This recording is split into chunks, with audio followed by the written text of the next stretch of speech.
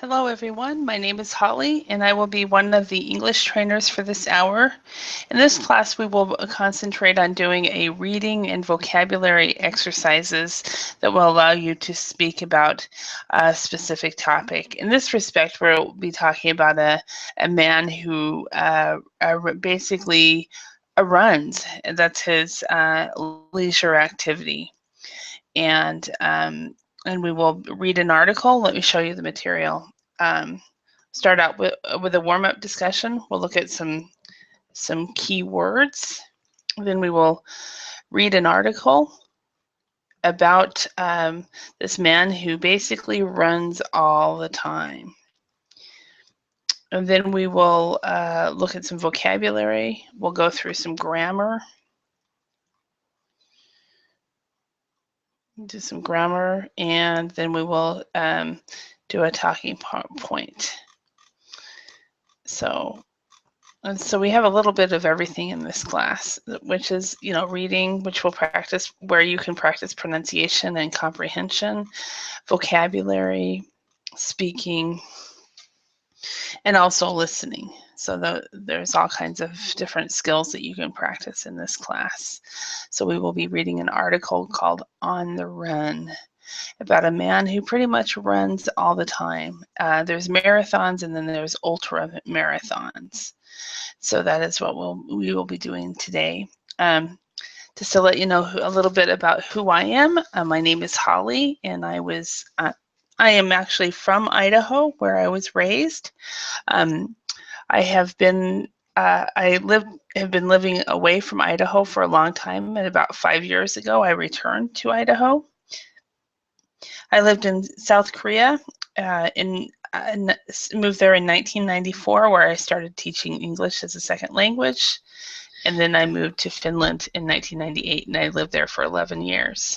So, hi, Greg. How are you today? Hi, I'm fine. I'm fine. Thank you. How are you?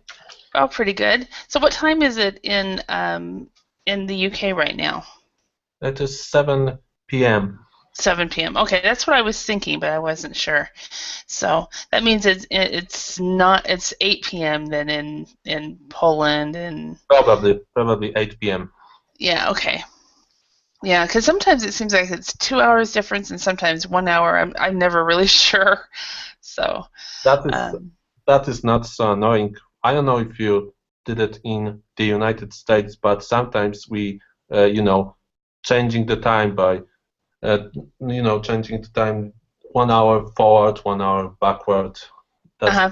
depends from if there's a winter.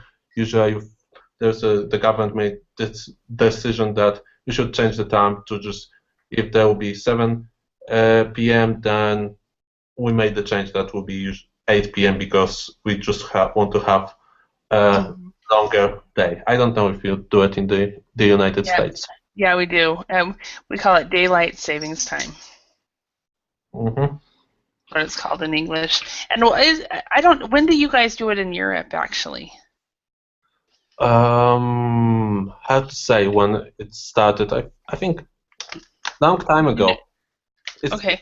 My But parents remember that, but I know that in some country they resigned from it. oh, they stopped doing it. Yeah. Okay. Well, I know that a lot of European countries still do it. I think it depends on where they are in relation to the equator.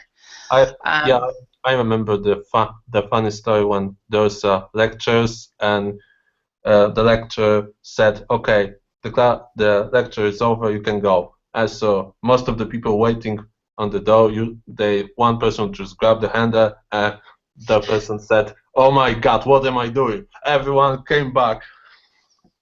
So we came back, but it was quite funny because every student, it was a Sunday, want to just leave the lectures as soon as possible, but he uh-huh. realized that he made this really strange mistake. Uh-huh. Yeah. Well, I know in the States a lot of times they'll do this daylight savings time on Easter Sunday, and that's the day when everyone goes to church. And people, if they forget about the daylight savings time, they're an hour late. So, Yeah. and then of course in the spring, in the we have it, of course, in October as well. But it's interesting. A couple years ago, probably about 7 or 8 years ago, the U.S. and the UK and Europe started changing their times on different days. That's weird. And so, yeah, so when I was teaching, I mean, I haven't run into this problem at all with Verbling, which is great, but at the time, it was in 2007, and I was teaching with this online school out of Amsterdam, and they didn't know that the U.S. time was different. Well, I guess it must have been. It was actually in 2009 that this happened. They didn't know that the the U.S. time was different, and so I had some private students I was meeting, and we were not connecting because the website hadn't changed it. So, Oh, yeah, you know. That's even weirder than I. Yeah. Usually the website takes, like for example, I haven't run into it, but with Verbling, because I think that they're aware that the time zones that the U.S. is changes at different times in Europe or something, but I haven't run into it here. But it was really funny. Or maybe now after it happened, because it happened during the Bush administration, so maybe now everybody knows that the U.S. is a couple weeks after the rest of Europe. So, Yeah. but yeah, we're changing on March 9 this year, and so for example, I do this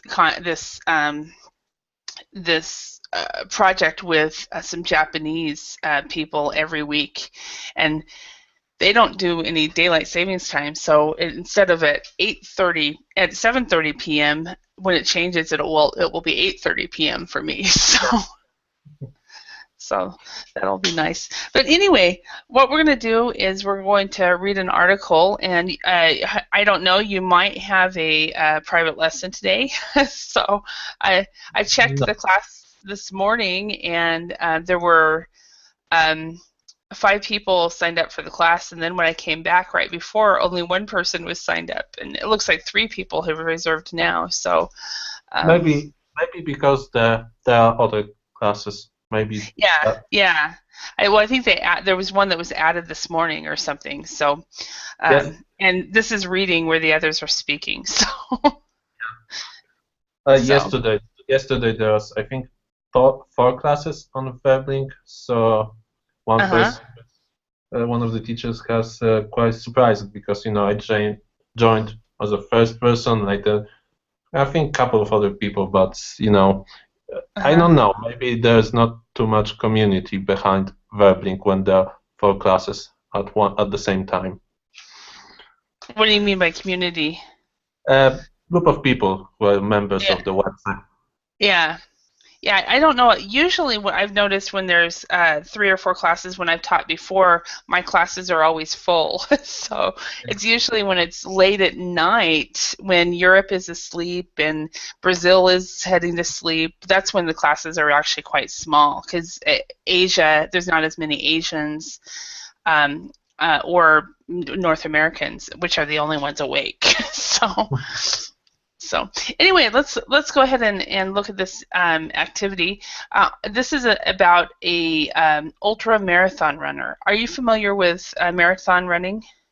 No, I don't know anything about marathon. Okay. So are you involved in any leisure activities or sports? No, sometimes I make how do you call it? Sometimes I make several push-ups, but it's rare, and I don't know, when you making this exercise for the abdomen, it is sit-backs. I don't know, sit-ups. Sit-ups. Yeah, sit-ups. Yeah. That are my activities. Okay. So, okay. And do you go hiking or walking or sightseeing or anything like that?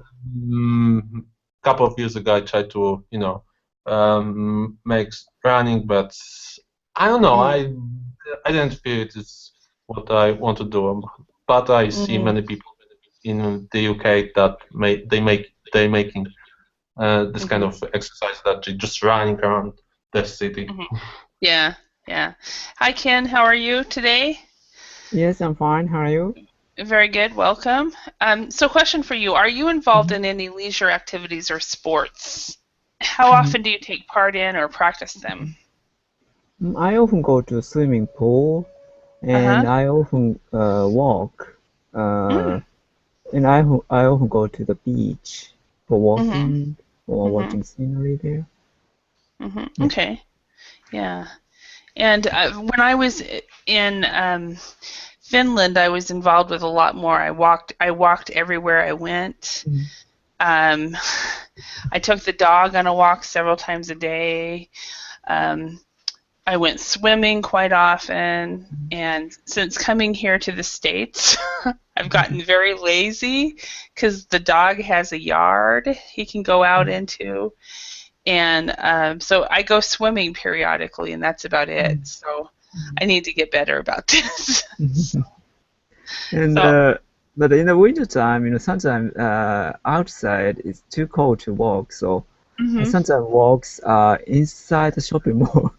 oh Shopping yeah. mall is kind of large shopping mall has opened hmm was opened hmm 2 years ago. So I went there and I hmm walk inside the shopping mall.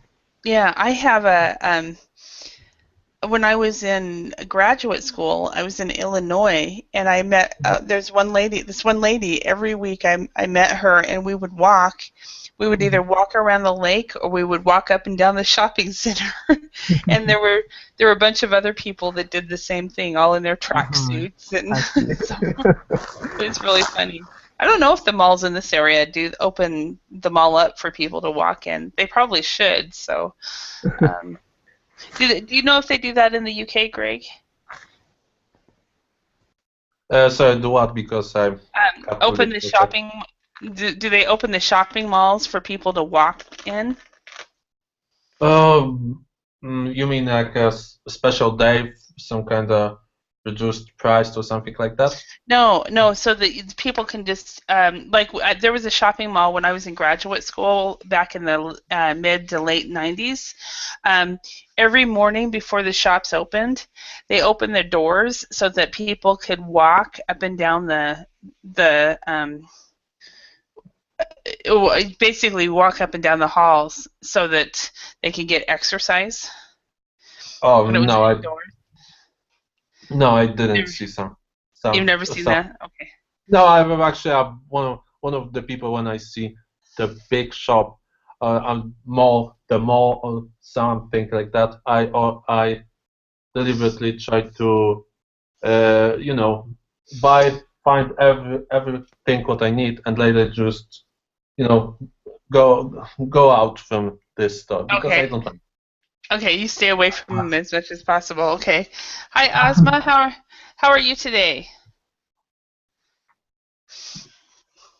Okay. What So, all right. lost Well, let's. connection. Yeah, I must be having a internet issue. So, all right. Let's look at some keywords. Let's match the following words with their correct definition. So we have tough, the outskirts, terrain, endorse something, an injury, a day job, pragmatic, and a challenge. Um, hello again, Ozma. Hello, teacher. How are you? Good. How are you doing? Yeah, I'm good. Nice to see you. So, what time is it now? It's 10, I think, 15 minutes. PM. Okay. 10 a.m. PM, PM, PM. p.m. Yeah. Okay. Yeah, because I'm used to seeing you a lot later, so that's great. I don't normally teach at this hour either. So, Yeah. um, all right. So, do you guys know all these words? Any questions about any of these words?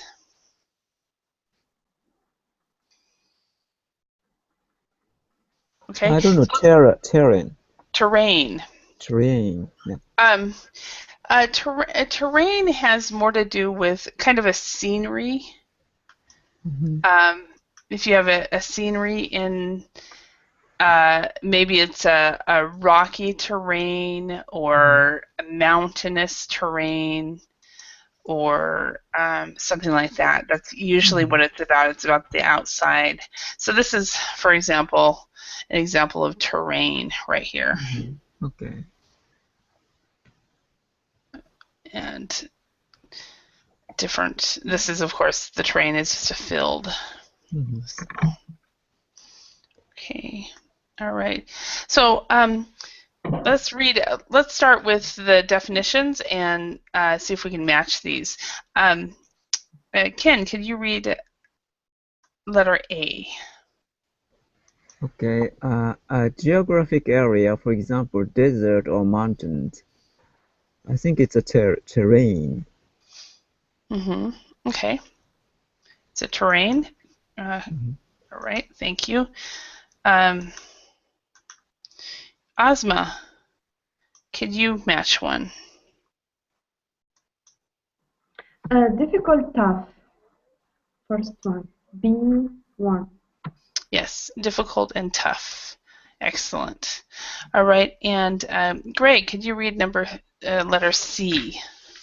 Yes, physical damage done to a person's body, for example, or a cut or broken bone.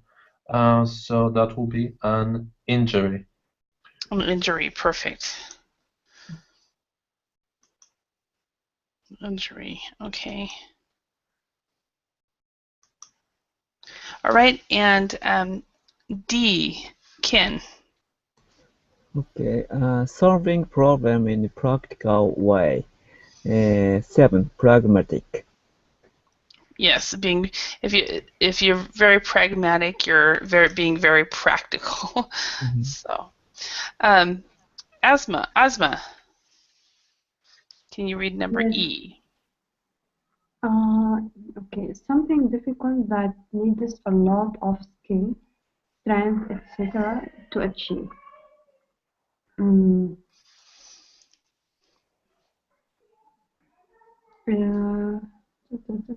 A challenge?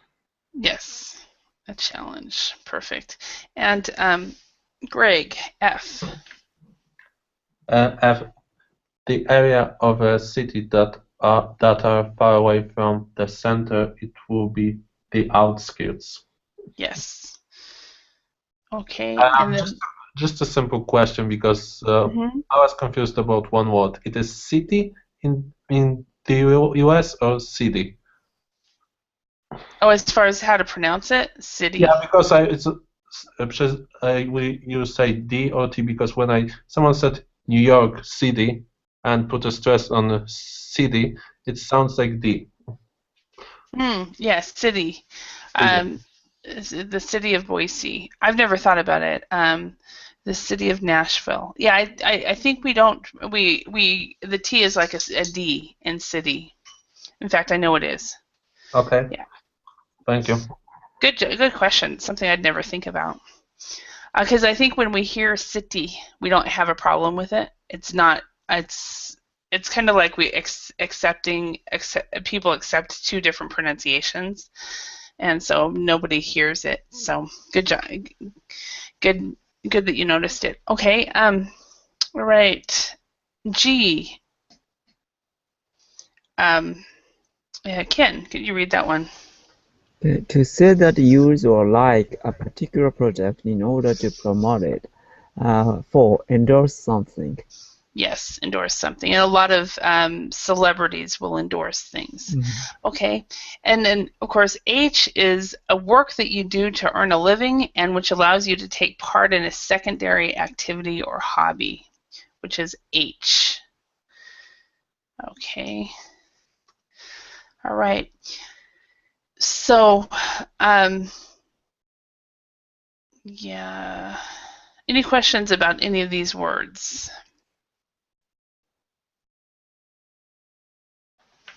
Everybody understands the outskirts of a city? I think it's a suburb of the city. Well, I was kind of hoping somebody would say that. A suburb? Or edge of the city. Yeah, it's kind of the edge of the city. A suburb in British English is is a neighborhood. It's a section of the city. Mhm. However, a suburb in American English is the outskirts. Yeah. It's so a suburb in American English, a suburb is its own municipality, its own city, its own town, just that is surrounding another big city. Where in British English, a suburb is a section of the city. And I was very confused when I first moved to Europe and I was learning British English. I was like, really? So how can British people say about suburb, outskirts? Yeah, they could use the word outskirts. Okay, I got it. I see. Yeah. So.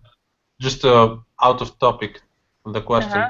Did you Yeah. have a lot of confusion when you came to to the UK, because there's a difference, first floor, second floor, and many just simple things that they have completely different meaning. It is confusing for American to be the For UK. some, yeah, I think. Well, there are some things like, for example, first floor. Yeah. The idea of first floor and second floor. The idea of the first floor and the ground floor is confusing for a lot of Americans. Yeah, so I'd forgotten about that, but yeah, that's there. But I was more confused when I was living in Europe, talking to my British colleagues, and they would be, for example, talking about a suburb, and I wouldn't consider what they were talking about a suburb. I would consider it a neighborhood, or just different. Like I had a colleague once say to me, I've never worn a jumper in September before, and when he was using the word jumper, he meant sweater. Yeah, sweater. Yeah, where in American English, a jumper is a little girl dress. Like the picture of this little girl here, Nazma's little girl. A little girl like her would wear it. So I was like, I hope you never worn one. So I was immediately confused and asked him what that meant. So, hello, Nazma. How are you today? Hi, how are you? Good. Where are you from, Nazma? I'm from Syria. Syria. Awesome. Okay. So we have Greg here. He's from Poland, but he's living in the UK. And we have Asma, who is from Tunisia, but she's living in Qatar. And then we have Ken here, that's from Japan, and he's living in Japan. So, and my name is Holly, and I am from the U.S. And I lived in Europe previously, and so that's what we're kind of talking about.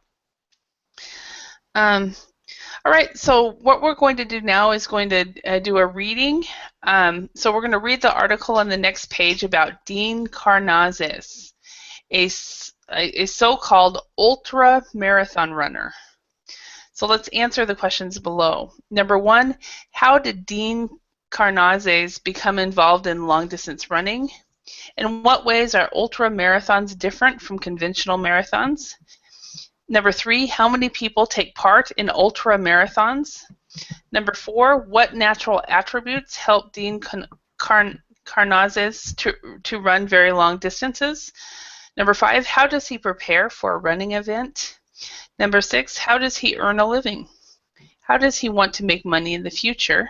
And number seven, how does he run without stopping to eat? Okay, so those are the questions we will be looking for as we read this article. Okay, so on the run, if you think running a 26-mile marathon sounds tough, how about 135 miles through California's Death Valley in summer? Ken, could you start with the first paragraph? When the world's elite athletes take part in the next London Marathon, the 42-year-old Californian will not be with them. The reason is simple. For Dean Karnazes, the conventional marathon distance of 26 miles is only a warm-up. Okay, thank you. And then, Asma, could you read the next one? Okay. Carnez's first ran the standard marathon distance when he was just 14. After that he stopped running long distance completely. But then on the evening of his 30th birthday, he put on a pair of running shoes and decided to run into the night. Okay, so running instead of running, and decided. Running Good. And decided. without pronouncing the G. Yeah, running. Yeah, you can kind of Running. pronounce it, but you don't have to pronounce it as strong. So it's running. So Running. much better. And decided. Decided. Yep. All right. And number 3, Greg, could you read that one? I'll move this up. Okay. The white roads in the outskirts of San Francisco, and with absolutely no preparation, he ran 30 miles. That birthday run changed his life. Okay. All right. Thank you. And Nasima, could you read number 4? Today, Karmazes is one of the world's leading participants in the little sport of ultramarathon running. Unlike the 26-mile city marathons that take place around the world, ultras are different because of their unusual terrain, typically desert and mountains, and their extremely long distances, anything between 50 and 150 miles. Miles. Anything between 50 I'm and 150 miles. Can you zoom in the text, because it is, I know it's quite hard. Absolutely. How's that? Yeah, it's nice. I'll just move it a little bit more. Okay, number 5. In ultra races, victory is simply finishing the races, explains Carnazes. I don't know how to say this. Carnazes? I don't know. Ken, number 6. Okay, in the US, around 15,000 people regularly take part in ultramarathons, and worldwide, according to Carnazes, it is 100,000 and rising rapidly. The Comrades in South Africa is one of the most well-known events. The 56-mile race takes place every June. Runners have to complete the course within 12 hours, and scenes at the finish are often desperate. Okay, number 7. Asma. The best ultra-distance athletes, explains Carnazes, have special attributes. I'm pretty slow, but my biomechanics are good. He's talking about his perfectly neutral foot strike, natural. I can't see the. Bear with me. I'll move it up. Natural. There. A natural running style that helps him to avoid injury. His advanced age is also a common feature among competitors. Age helps the ultra-runner to cope with discomfort, because older runners are more pragmatic. Perfect. And number 8. Greg, could you read that one? Okay. Carnazes has a day job. He is a president of an organic health food company, and he has to make time for training. In preparation for an event, I get up at 4 a.m. 4 mornings a week and run for few hours, and then try and do 1 hour in the evening. Because of his success, companies are paying him to endorse their products, and Carnazes hopes that this will soon allow him to make money and run full-time. One deal involves testing running shoes for a well-known adventure clothing company, the North Face. Okay. All right. And number 9, it's Nasma. Authors have written about the mental effects of miles on the road. On the Western States run explains Carneses.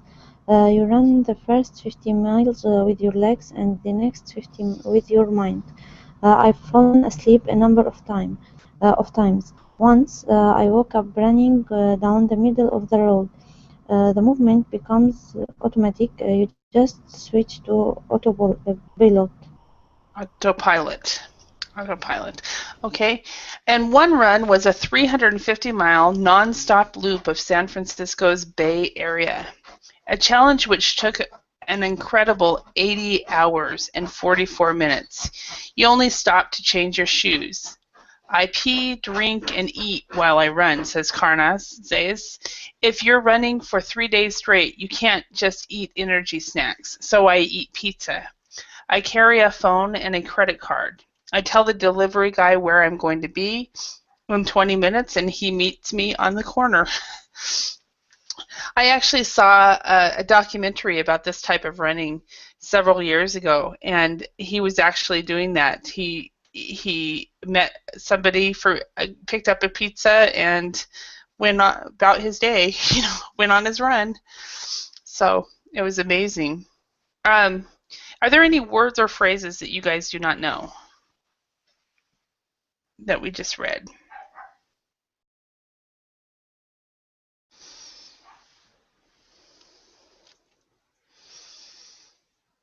Everything's fine? Okay. Okay, let's see if we can answer these questions if we remember these. Number 1, how did Dean become involved in long distance running? I'm just going to skip his last name. Anybody remember how he became involved in long distance running?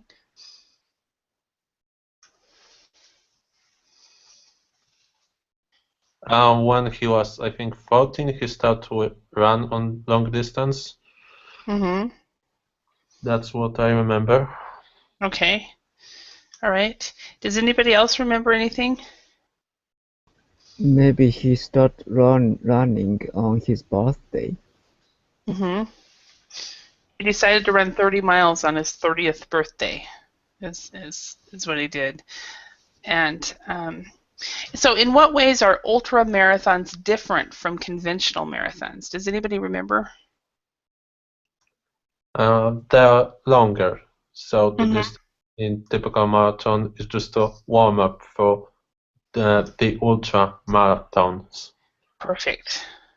That's exactly the case. So, yeah. Teacher, I didn't understand ultra. What does it mean? Ultra means, usually when somebody says the word ultra, it means like a longer or bigger or better is usually what ultra means. But in this respect, we're talking about it's a type of marathon running that this guy is doing, and basically a normal marathon is only 26 miles. Okay, where this ultra marathons cover over 50 miles and sometimes even longer. So they're much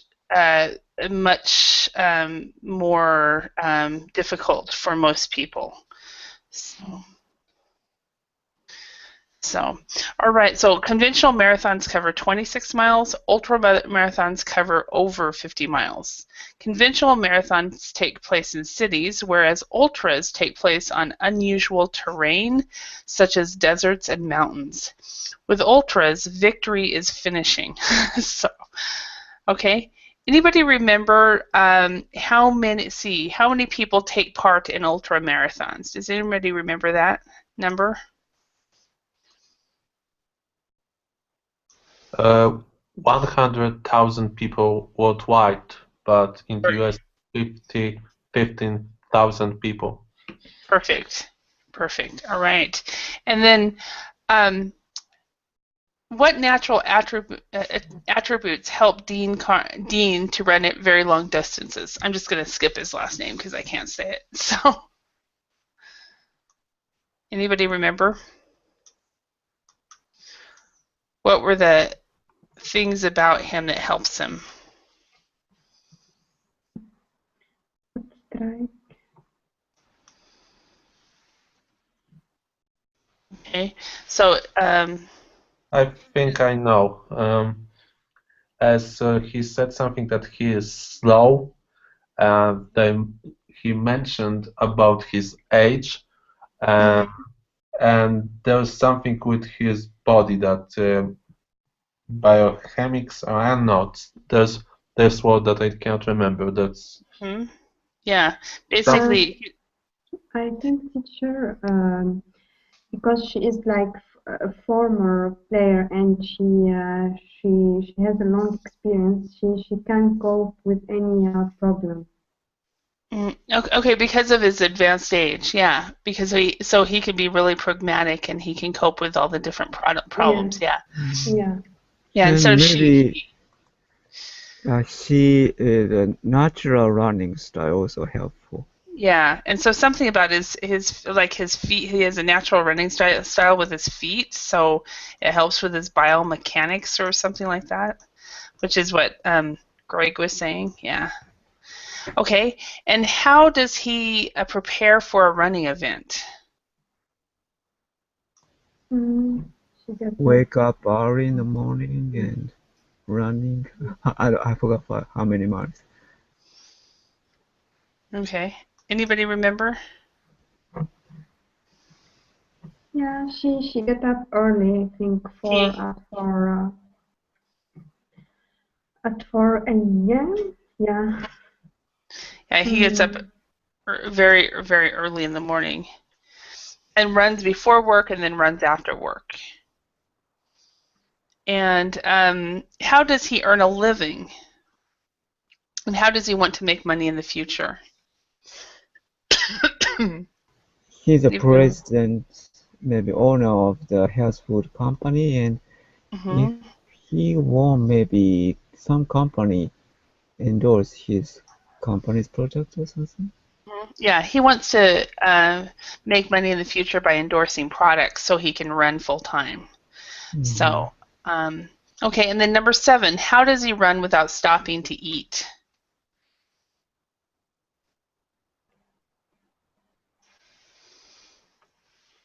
Anybody remember that one?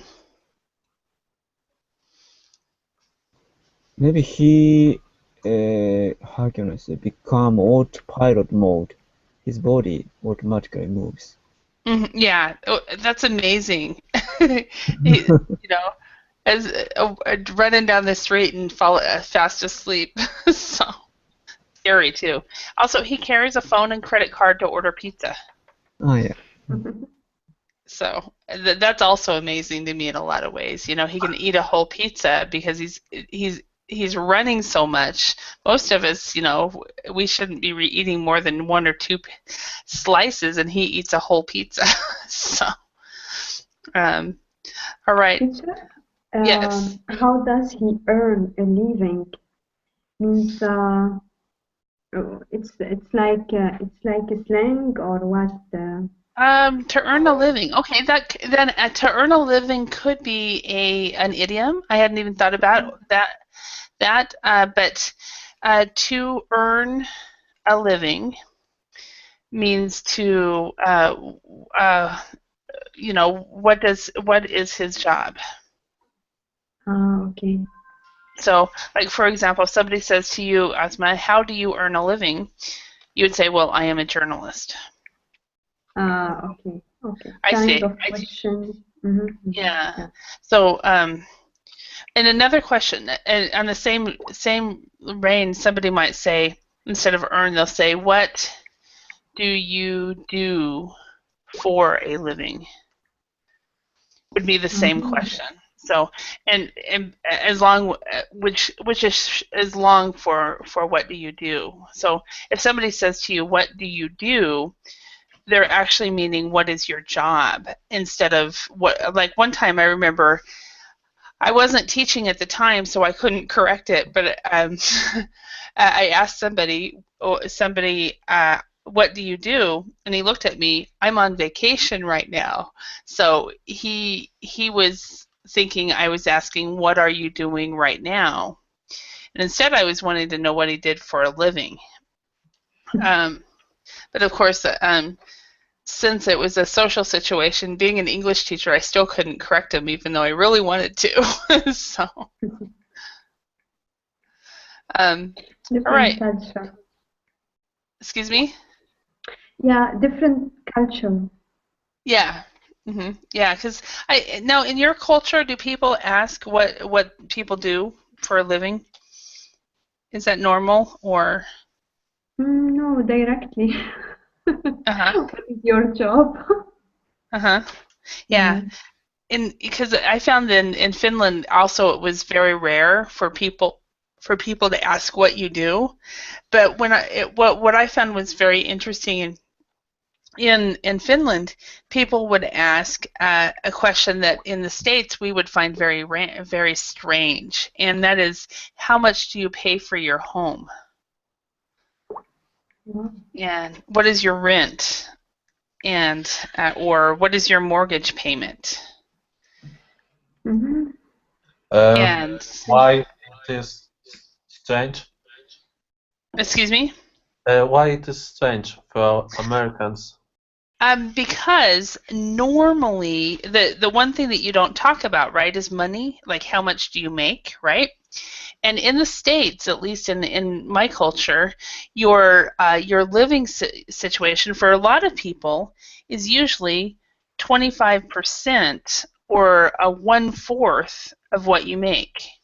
So, say for example, if a person is paying $2,000 a month in rent, they're probably making 6,000, at least to 6,000 or 8,000 a month for their salary. Oh, right. And so you can usually figure it out. So in my culture, that's something you volunteer. You aren't asked. Wherein I was very surprised in Finland, where it was very common for people to come into my home and say, "Oh, how much are you paying for this place?" And I was like, "Really?" And it was actually, in my case, I really was paying a fourth of my income for my rent.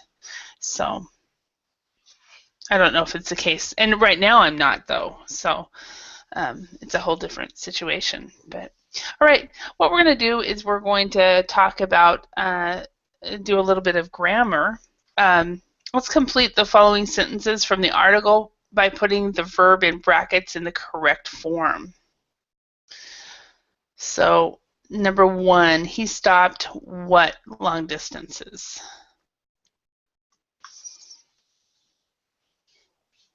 Ken, can you do that one? Yes, he stopped running long distances. Yes. Okay, and number 2, Ozma, can you put number 2 in the right form? Okay. He put on a pair of running shoes and decided to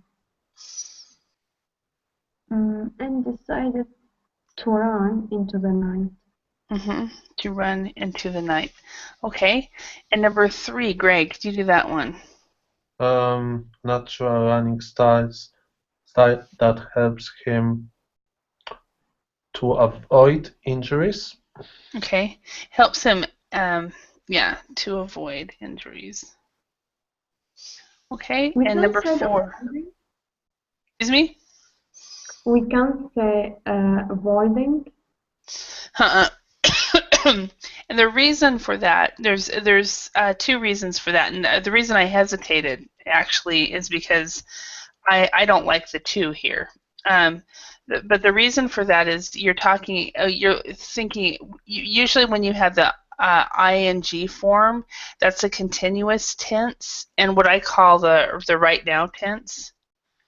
Right now, where when you have it like this, it's either the second verb in the sentence. So verb 1, verb 2, or it's because it's all the time, which is the simple present. So what I call right now is what grammarians call the continuous. But it's kind of like habits, because a natural running style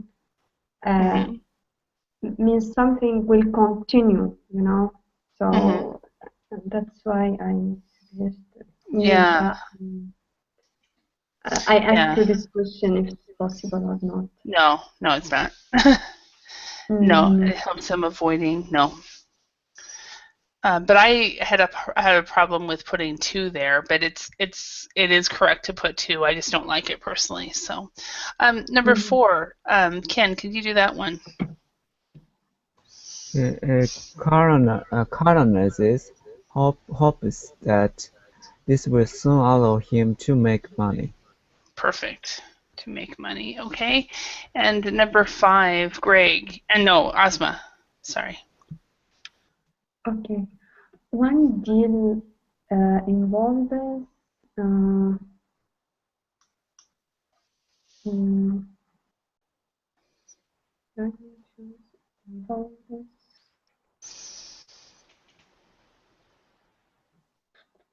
involves to test, maybe? It was actually testing, and the reason for that is testing running?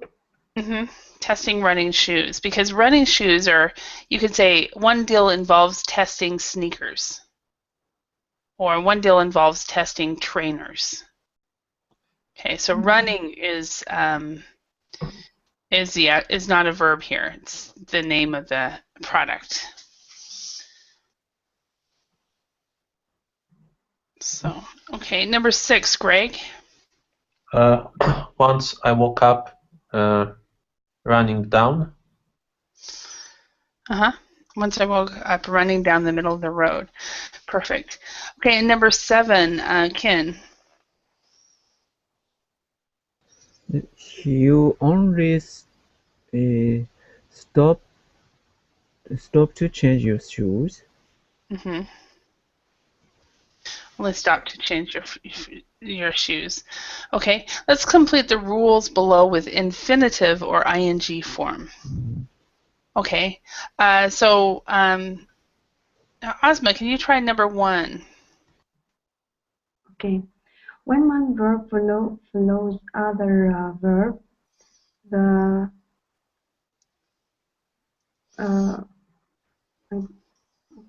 when one verb follows, and this is the rules, yeah, or what? Yeah, these are the rules. Okay. The run. Basically, we're saying this, the infinitive. For example, to run, or ing form. Yeah, form, e.g., running is used. So an example. But here, for example, testing running, we didn't use the infinitive before. Like to in ing form.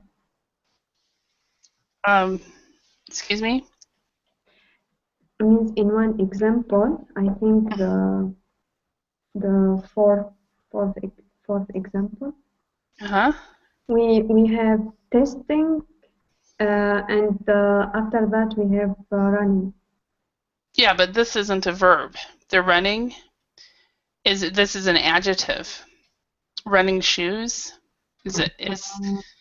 so running, for example, we have in American English we have tennis shoes, we have running shoes, we have hiking shoes. So instead of saying, like in the past, people used to say sneakers. Now we don't. Now we say running shoes, tennis shoes, hiking shoes, walking shoes. So we put these words in the ing form, but they are no longer verbs. They're called adjectives. So, Okay, so that's why. So an example here would be decided to run or involves testing. So one deal involves testing. Okay, letter B. On that one, an infinitive is often used to answer the question why, or talk about the purpose for doing something. The action is imagined or in the future. An example on that one is decided to run. Okay, now, letter C. Some verbs are followed by an object. For example, him plus un. An infinitive. That's an infinitive. For example, paying him to endorse. To endorse. Okay, letter D. We have an ing form. It's often used when the action happens at the same time as the first verb or it has already happened. For example, he woke up running. That would be so weird to wake up running. But has anybody here woke up while you were driving, or is that just me? So That some fell asleep during driving, but running. I heard that someone fell asleep during the party, but he was simply sick on something. Really? He just stand and he just fell asleep. Like, I don't know. I don't know what was happening because I wasn't there. Someone just described me this situation that sometimes he just, his organs just turn off. I don't know why. Wow. Yeah. Well, there is that illness called narcolepsy where people just fall asleep wherever they are. Yeah. But okay, so the last rule here is some verbs can be followed by an infinitive or ing form with a difference in meaning. For example, stopped running or stopped to change. So, are there any questions here? I know you guys have studied the English a long time, so these are just a quick. So let's look at this. Let's complete each sentence with a suitable verb in its correct form. Ken, could you read number 1? Okay, please blank to lock the door when you leave the house.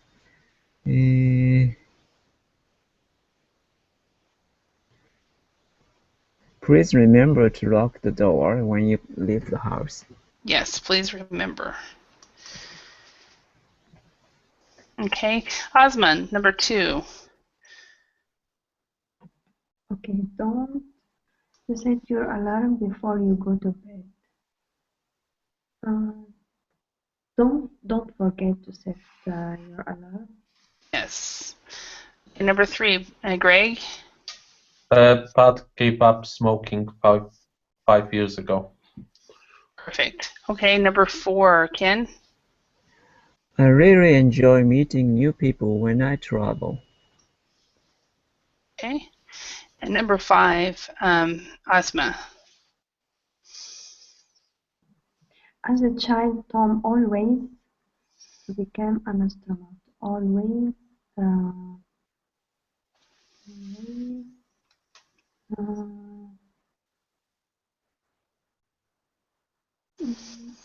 think. Okay, won't. Okay, but why he doesn't want? Because he's always.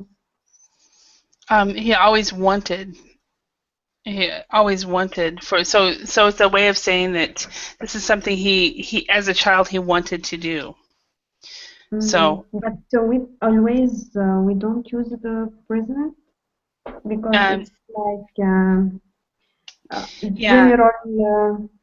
This is something that this is a kind of this is well yeah okay as a child it is yeah you don't use the in this respect we're not using the present tense with always because you're talking about something that always happened in the past, so you can use always about something that happened in the past that happened all the time. Yes. As a child, yeah. Okay. Yeah. Number 6, Greg. Michael forgot me to buy Juliet a cookery book. Okay, how about a different one?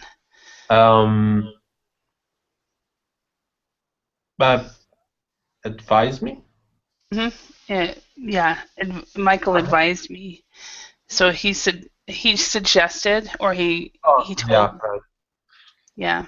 And number 7, Ken. Can you tell Alice to call me? Sure, I will tell her. Number 8, Ozma. I enjoyed playing in the snow as a child. I had a lot of fun. That actually works. Yeah, that does work. I enjoyed it. There's another one that also will work, and that was I remembered. Either one of those will work. Okay, and number 9, Greg. What's left? Forget and promised. I will promise. I will forget. I think forget. Yeah. Yep. I'll never forget watching that film for the first time. Okay. Number 10, Ken. The government minister promised to reduce taxes. Not everyone believed him. Yeah, and that's, I think, pretty typical. Okay, what do you think of Dean's lifestyle? Can you think of any other feats of endurance? What do you guys think? Well, what's feats in this sense? Can you think of other if you have a feat, it's kind of like a challenge or a it's a huge like a feat would be like climbing to the top of the Himalayas would be a feat. Mm-hmm. I see. Yeah. It's like a huge, it's not obstacle, but it's a huge goal. Mm-hmm. I see. Big goal, basically. A huge goal doesn't make sense. Big goal. So like climbing the top of the Himalayas or something like that. Can you think of others? Other types of that? Would you guys ever consider doing any endurance running like this? No, it's bad for the health. Mm-hmm. How about you, Ozma? Would you ever consider this? No. No. Greg, would you?